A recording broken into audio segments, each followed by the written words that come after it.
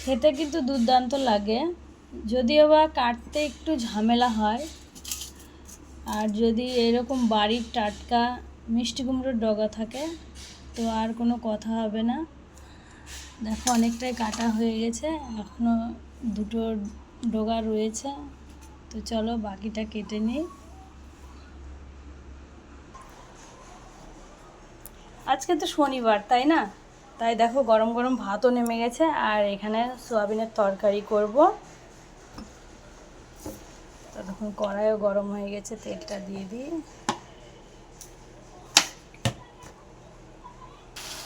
সোয়াবিনটা যদি গরম জলে না ভিজিয়ে এরকমভাবে জল দিয়ে গ্যাসের মধ্যে ফুটিয়ে নেওয়া যায়, বেশ হেলদি হয়, নরমও হয়, খেতে ভালো লাগে।